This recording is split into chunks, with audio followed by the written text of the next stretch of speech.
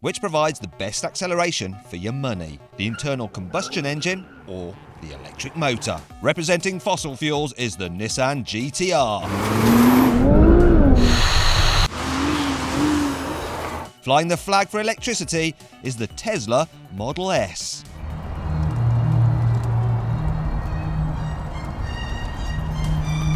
Now, some of the fanboys out there might be wondering why the heck we haven't got the Tesla P100D. Well, that's because it's not available in the UK yet. And actually that car will cost over £120,000. This 90D is around £80,000, which means it's matched exactly for price to the Nissan. So fair's fair, all right? I'm going to compare these two cars in a number of tests to feel how much G-force they pull. Come on, Tesla! Gauge their overtaking ability. 3, 2, 1, go! And time them over the standing quarter mile. Petrol power! But first, I've laid a table. I want to analyse initial launch ferocity by seeing which car can swipe away a tablecloth with the fewest breakages. First up is petrol power. So to launch the GT-R, all I have to do is put all the switches into race mode, gearbox into auto, floor the brake, then floor the throttle and release the brake.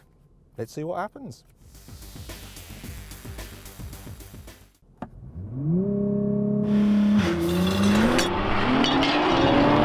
Oh, that was a good launch. Right, and let's see how we did. Oh my God, look at that! That's amazing. There's only a bit of broken crockery. Blimey, this thing launches so well. I'm amazed by that. But will I be even more amazed by the Tesla? Let's find out. Okay, so on this particular car, there's no launch control as such, but I can turn creep mode off, and then it's just a case of putting it into drive and flooring the throttle. So here goes.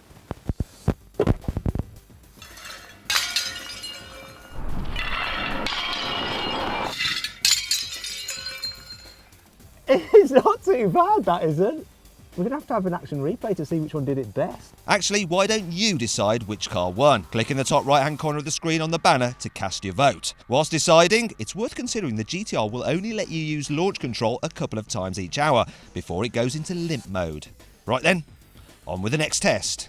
Legend has it that to show off the acceleration of his Cobra, Carol Shelby once put a $100 bill on the dash, then asked a passenger to reach for it while the car was accelerating, and if they could get the money, they could keep it. So we're going to recreate that test with the GT-R and Josh as the passenger. Hello. Josh is our production assistant, and Josh works out, so he's got good core muscles, but I'm going to see if he can reach, not a $100 bill, because I'm a bit meaner, it's a £10 note.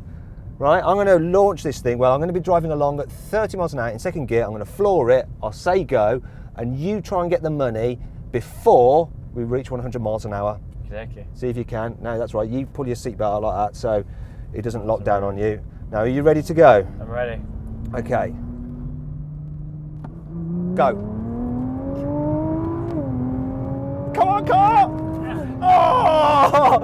You got that at 87 miles an hour.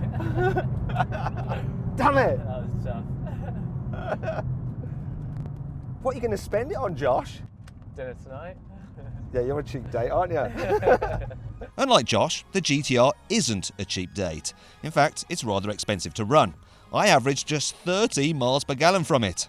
Still, its hand-built 3.8 litre twin-turbo V6 produces an incredible 637 Nm of torque, though it doesn't peak until 3,600 RPM. The Tesla Model S 90D, on the other hand, can cost very little to run if you charge it at one of Tesla's superchargers. Combined, the front and rear electric motors actually beat the GT-R's torque figure, and its 660 Nm output is delivered instantly. But at 2,108 kilograms, it weighs over 350 kilos more than the GT-R. So, what effect does all this have? Right then, Josh, we're going to do the same test again, this time in the Tesla. Double or quits. If you can get it, keep both tenors and maybe take someone else out for dinner as well. If you can't, you have to give me the other one back. Right, I'm cruising at 30. See if you can get it before we hit 100. Okay. Ready? Ready. Go. Come on, Tesla! No! Oh, 70 miles an hour. You got it at 70. That was hard. That was hard, it seemed easier. Well, initially it's much harder. I got launched back, I think, a little bit more than on the Nissan, but it kind of dies towards the end, and that's when I could claim the extra £10. Okay, right. Damn it! I'm down 20 quid. The Tesla is down too, but not out, as there's a real life scenario where its reactions could give it the upper hand. That moment when you see a gap in traffic and want to overtake instantly. Okay, so for this, we're going to get up to 50 miles an hour. I'm in automatic, obviously he's always in automatic.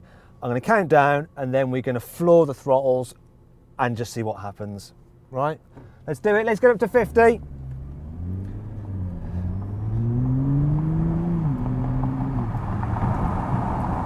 Here we go then.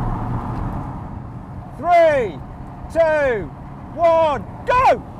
Oh, he's gone, find a gear, come on, it's in gear now. But he's pulled ahead of me. Here we go, GT-R.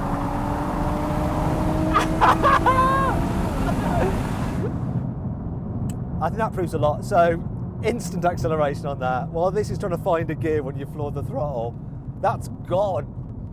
But then the GT-R, yeah, it pulls it back eventually.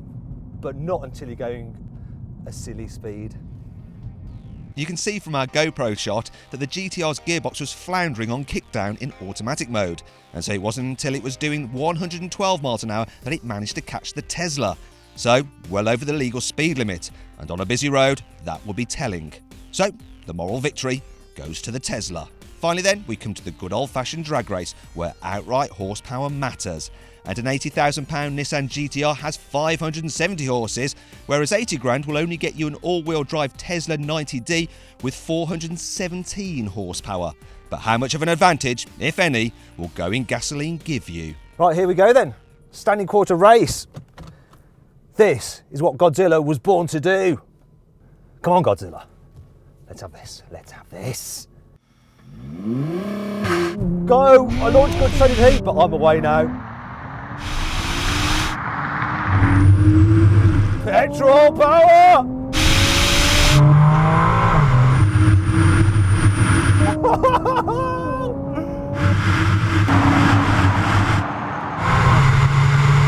Oh yeah!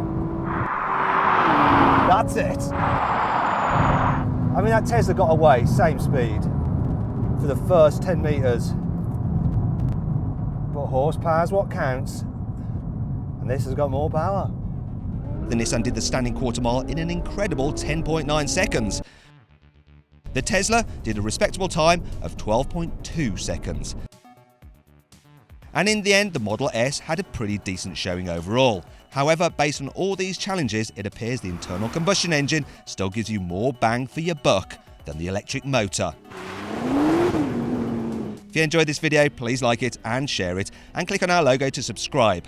Also click on the windows to watch our AMG and Audi drag race videos.